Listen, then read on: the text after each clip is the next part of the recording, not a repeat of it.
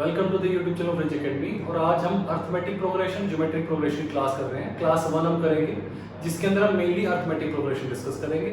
देखिए पहला हमारा जो क्लास है इसके अंदर एपी और जीपी का आपको फर्क बता देता हूँ। अर्थमेटिक प्रोग्रेशन क्या रहता है, ज्योमेट्रिक प्रोग्रेशन क्या रहता है, और एक तीसरा आपको वर्ड मिलेगा हार्मोनिक प्रोग्रेशन। ठीक है, इन तीनों के बीच में आपको सीधा सीधा डिफरेंस बता देता हूं। पहला क्या रहता है, अर्थमेटिक प्रोग्रेशन का मतलब ये है कि कोई भी सीरीज हो 2 4 6 8 10 इस तरह से चल रही है और इसके जो डिफरेंस है ये सेम है। जैसे कि यहाँ पे +2 है, यहाँ पे +2 है, यहाँ पे फिर से +2 है, यहाँ पे फिर से +2। मतलब आपको इसको नॉर्मल डिनोट करते हैं d से, and this is nothing but common difference, है ना। अगर प्लस और यहाँ पे माइनस भी, अगर ये सीरीज रिवर्स भी होती तो भी ये एपी मानी जाती। ठीक है, आपका ये -2 हो जाता है। This is known as common difference, है ना। तो बेसिक बात क्या है कि आपको नेक्स्ट वाले में से लास्ट वाला माइनस कर देना है।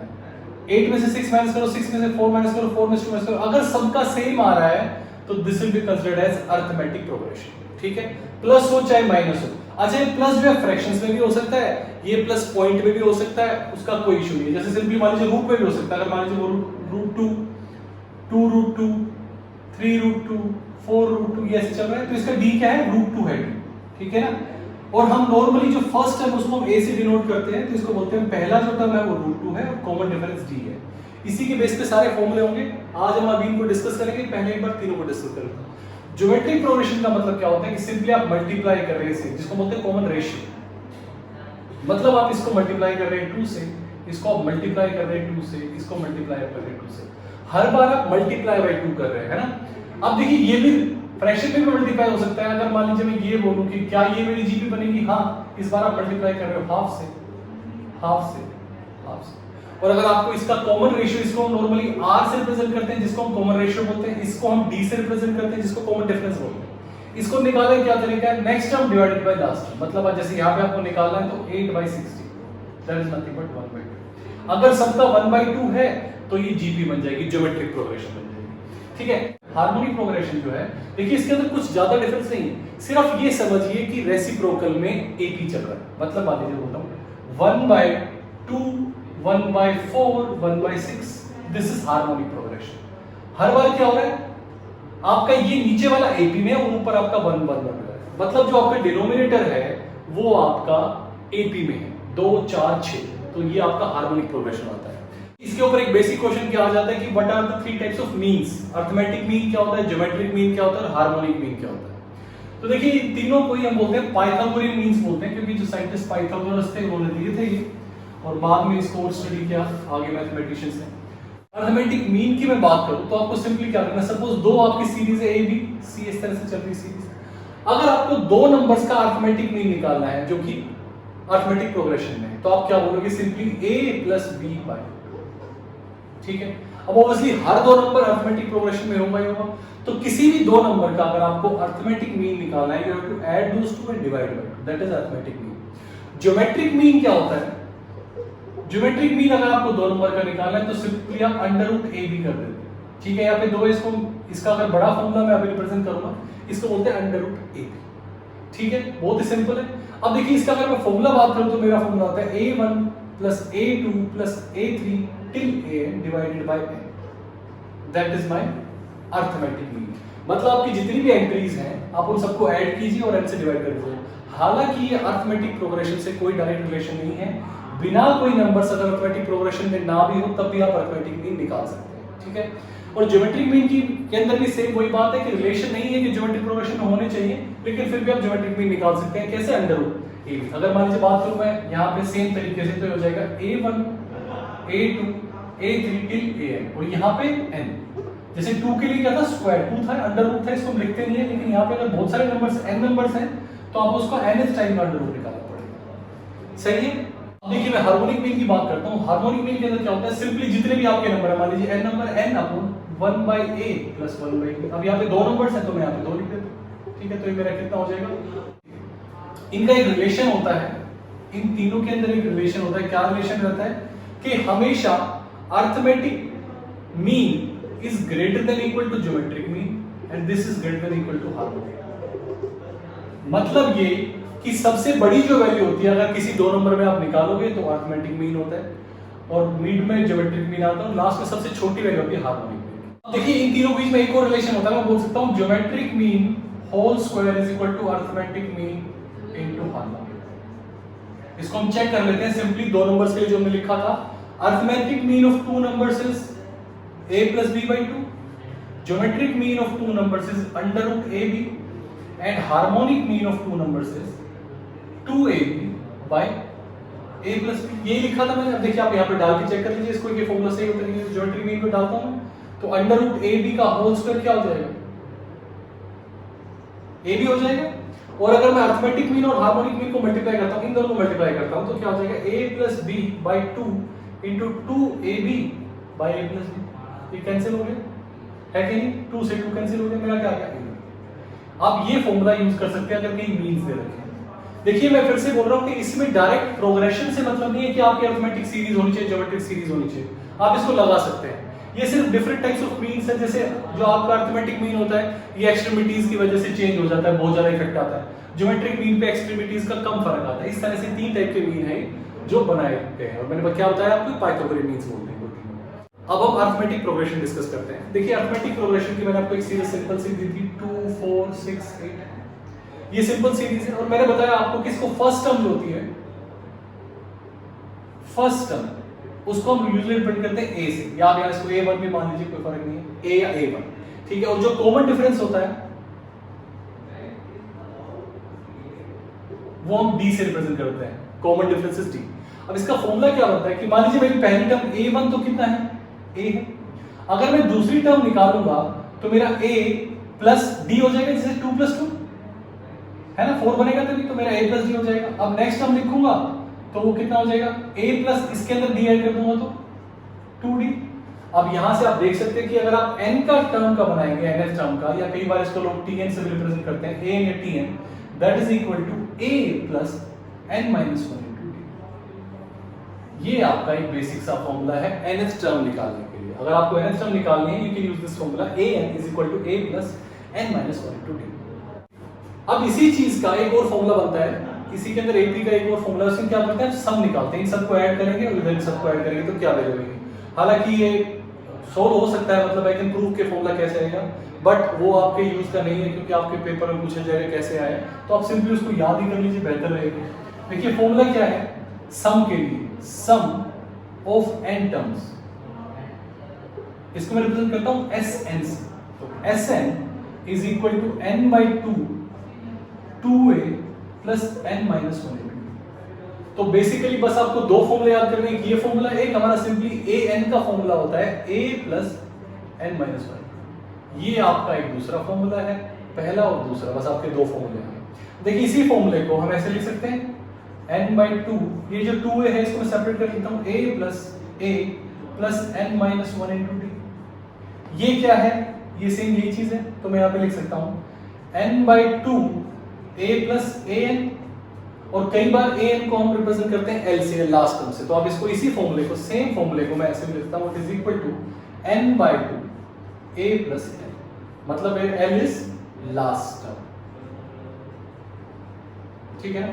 तो बेसिकली आप ये दो फॉर्मूले ज्यादा हैं, आप इसको भी यूज कर सकते हैं। तीन फॉर्मूले हैं अरिथमेटिक प्रोग्रेशन में, और अगर आपने तीन फॉर्मूले कर लिए तो लगभग आप सारे क्वेश्चन कर पाएंगे। तो देखिए शुरू करते हैं, सिंपल सा पहला क्वेश्चन लेते हैं।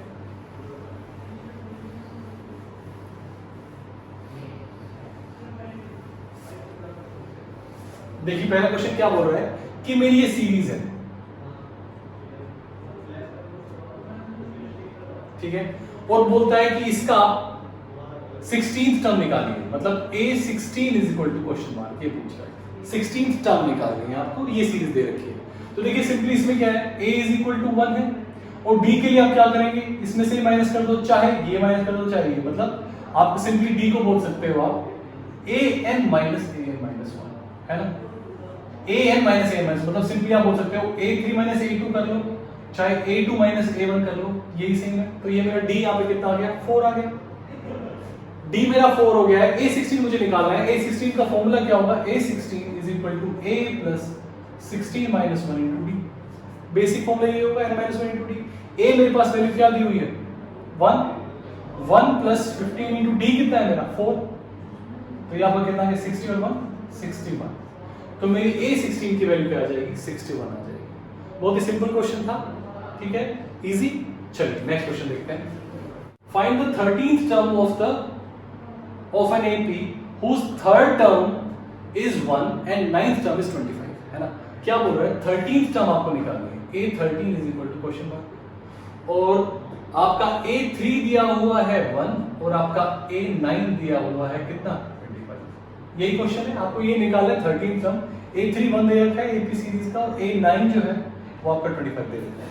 तो देखिए सिंपली आप इसको फॉर्मूले में डालेंगे, A3 is equal to 1 is equal to A plus 2B, है कि नहीं। इसी तरह से A25 is equal to 25, sorry 25 नहीं 9, A9 is equal to 25 is equal to A plus 8D, है ना। 9 है यहाँ पे तो N minus 1 8 दिया गया। अब सिंपली आप क्या कर सकते हैं, इन दोनों को माइनस कर दीजिए, इसमें से माइनस कर दीजिए, माइनस माइनस माइनस कैंसिल हो गया, तो कितना आ गया 24 आ गया, minus 24 is equal to minus 6D, ये आपका कैंसिल हो गया, 6 4 सा, तो D आपका कितना आ गया 4।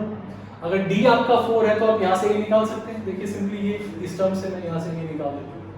D आपका 4 है तो 1 is equal to A plus 8, तो A आपका कितना हो गया -7। अब आपका A -7 आ गया, D आपका 4 है, क्या आप A13 निकाल सकते हैं? हाँ जी निकाल सकते हैं। A13 की वैल्यू क्या होगी, simply A plus 12D। A आपका कितना आया था -7, D आपका कितना आया था 4, तो मैं इसको यहाँ पे डाल रहा हूँ, -7 plus 12 into 4, है कि नहीं। तो ये सिंपली देखिए A -7 था, -7 डाला, D 12 था, तो आपका गया -7 plus 48 that will be 41, ये आपका A13 टर्म है। सिंपल है एकदम, 41 आपकी A13 टर्म आ गई। तो इस तरह से आप क्वेश्चन सोल्व कर सकते हैं। देखिए फ्रैक्शंस में भी कई बार क्वेश्चन आ सकते हैं कि आपकी टर्म जो है फ्रैक्शन दे रखी हो, जैसे हमारा नेक्स्ट क्वेश्चन क्या बोल रहा है कि fifth term is given as, मतलब A5 इज गिवन एज 17/6, और बोल रहा है A9 इज गिवन एज 25/6, ठीक है। क्वेश्चन आप देख सकते हैं, तो A12 पूछ रहा है, A12 के लिए पूछ रहा है। सिंपली आप वही फॉर्मूला लिखेंगे, 17/6 is equal to A plus 4D, है ना, A5 है तो A plus 4D, और 25/6 is equal to A plus 8, 9 चाहे तो 8D, बस इसको माइनस करना है, माइनस माइनस माइनस, ये कैंसिल हो गया, ये आपका सिंपली हो गया 4D माइनस का साइन, और ये आप 25 में 17 करेंगे तो 8 हो जाएगा, 8/6 माइनस का साइन, ये दोनों कैंसिल हो गया, 4 तो 8, तो D आपका कितना आ गया 1/3 आ गया, है ना। 2/6 इज 1/3, D आपका 1/3 आ गया। आप यहाँ पे डाल के A की वैल्यू निकाल लीजिए, अगर D 1/3 है तो 17/6 is equal to A plus 4/3, है। A plus 4/3 हो गया, ये मैं इधर माइनस कर देता हूँ, तो मेरा आ गया 17/6 minus 4/3 is equal to A। अब इसको सोल्व कर लीजिए, 6 17 8, 17 में से 8 गए 9, 9/6 इज इक्वल टू A। इसको मैं फिर से काट देता हूँ, तो आपका A कितना आ गया 3/2 आ गया, और D आपका आ गया, D कितना आया आपका 4/3, मतलब 1/3। तो मेरे पास D की वैल्यू भी है 3/2, मेरे पास अब मेरे पास A की वैल्यू है 3/2, D की वैल्यू 1/3, यहां से सोल्व किया था मैंने 1/3। बस आपको क्या करना है, A12 निकालना है, तो A12 का मेरा क्या फॉर्मूला होता है, A12 के लिए मेरा क्या फॉर्मूला होगा, simply A plus 11D, A12 is equal to A plus 11D, बस ये आप वैल्यूज डाल दीजिए यहाँ पे, A का 3/2 कर दिया प्लस 11 into 1/3 कर दिया, इतना ही तो है। आप इसको सोल्व कर लीजिए, ये हो गया 3/2 प्लस 11/3, आपने एलसीएम लिया, ये हो गया 9, ये हो गया 22/6, तो ये हो गया 31/6। This is your A12। Clear है, बहुत ही सिंपल क्वेश्चंस है कि नहीं। चलिए अब देखिए एक दो क्वेश्चन क्या आते हैं, अजम्पशन पे आते हैं। जब ऐसा हो 3 नंबर अज्यूम करने और नंबर्स, तो क्या होना चाहिए कि आप बीच वाला ले लीजिए, मान लीजिए आपने A अज्यूम कर लिया बीच वाला, तो इसके बाद वाला अगर कॉमन डिफरेंस D है तो A plus D और A minus D। तो जब भी आपको 3 अज्यूम करना है, आप इस तरह से 3 नंबर अज्यूम करें, इससे फायदा क्या होगा, DD कैंसिल हो जाएगा, 3A बन जाएगा, है। अब देखिए ये तो ओड नंबर्स का था कि 3 हुआ या 5 करना है, तो आप इसके अंदर ऐड कर देंगे A minus 2D, A plus 2D। अगर आपको इवन नंबर्स अज्यूम कर रहे हैं तो आपको हमेशा ऐसे करनी चाहिए A minus D, A plus D, देखिए इसमें डिफरेंस कितना आया, 2d का है, तो आपका नेक्स्ट टर्म हो जाएगी a प्लस 3d, ये हो जाएगी a माइनस 3d। तो इस तरह से अगर आपको 4 नंबर अज्यूम करने हैं तो आप इस तरह से अज्यूम कीजिए, आपको 5 7 3 ऐसे करने तो इस तरह से अज्यूम कीजिए। a देखिए इसमें नहीं है, a मिसिंग है, इसमें फिर से जब आप ऐड करोगे तो 3d से कैंसिल, d से कैंसिल। लेकिन यहाँ पे ध्यान देने की बात क्या है कि कॉमन जो डिफरेंस है वो आपकी वैल्यू d आप सोल्व करोगे, लेकिन आपका जो कॉमन डिफरेंस है वो 2d का है और यहाँ पे कॉमन डिफरेंस d का है, तो ये थोड़ा सा फर्क ध्यान देना पड़ेगा, है ना। इसमें कॉमन डिफरेंस 2d है। चलिए क्वेश्चन करते हैं, उससे बेहतर समझ में आएगा। देखिए क्वेश्चन क्या बोल रहा है, the sum of 3 terms of AP is 45 and their product is 3000, what are the 3 numbers? Okay देखिए 3 नंबर है, तो अभी मैंने बताया था अज्यूम करने के लिए आपको क्या करना चाहिए, a प्लस d और a माइनस d। अब ये क्या बोल रहा है कि अगर आप इन तीनों का सम करते हैं तो आपका आंसर क्या था 45, मतलब आप तीनों को ऐड कर दीजिए, a minus d plus a d is equal to 45 है कि ये कैंसिल हो गया, ये 3 हो गया, 3a इज इक्वल टू 45 मतलब a इज इक्वल टू 15। तो इसका फायदा क्या होता है कि आपको एकदम सीधी निकल जाती है। अगर आप नहीं भी लेंगे, मान लीजिए आप इसको a plus d a plus 2d लेंगे तब भी सोल्व होगा, लेकिन कैलकुलेशन थोड़ी बढ़ जाती है। तो ये आपका a 15 आ गया यहाँ से, ठीक है। अब क्या बोले, इसमें प्रोडक्ट कितना है तीनों का, 3000, मतलब 15 minus d 15 into 15 plus d is equal to 3000। यही है, 15 को उधर ले जाता तो ये मेरा कितना हो गया, 15 minus d 15 plus d is equal to 200। अब ये a minus b, a plus b का फॉर्मूला है, a minus b plus b क्या होता है, a square plus b square, मतलब ये हो जाएगा 225 minus d square is equal to 200।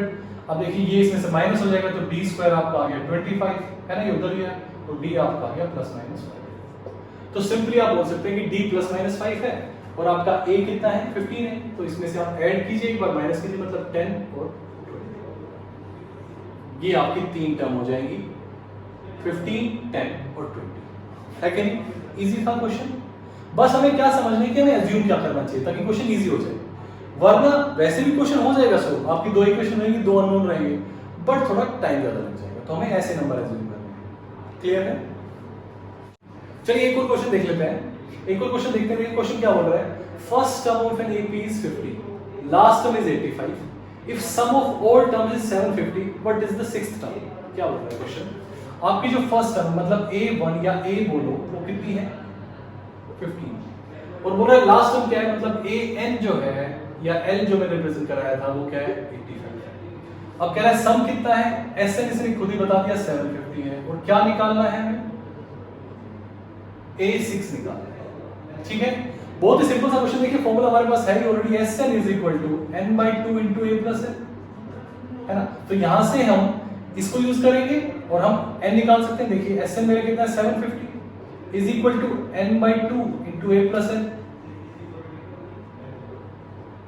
ये कितना हो गया, 100 हो गया, तो ये 50 हो गया, तो n is equal to 750 by 50, कितना आ गया,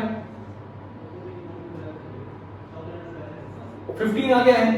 अगर आपको n 15 आ गया तो देखिए ये जो फॉर्मूला है, मेरे पास एक फॉर्मूला था सिंपल सा, an is equal to a plus n minus 1 into d। इस फॉर्मूले के अंदर मैं n को 15 डाल देता हूं, a मुझे पता है, d निकल जाएगा, लास्ट में 85, तो 85 is equal to what is a, 15 plus n मेरा निकल गया है 15, तो 15 माइनस 1 d यहां पे हो गया। तो बस आपको 15 से ही करना है, 15 माइनस 1 तो कितना बच गया, 70 इज इक्वल टू 14d, तो d कितना हो गया, 5, है ना। यहां से आपका 70 इज इक्वल टू 14d आया, तो d आपका 14 5 आ गया। तो अब d आपका 5, आपको a6 निकालना है, a6 की वैल्यू क्या होती है, a प्लस 5d, तो आपका a तो है ही 15 और आपका d कितना आया, 5 आया, 5 इंटू 5 25, तो 25 और 15 कितना हो गया, 40, तो आपकी a6 की वैल्यू हो गई 40। सिंपल है। चलिए आज के लिए इतना ही रखते हैं और हम थोड़े एडवांस लेवल के क्वेश्चंस अगली क्लास में करेंगे पार्ट 2 में। Thank you, please like share subscribe.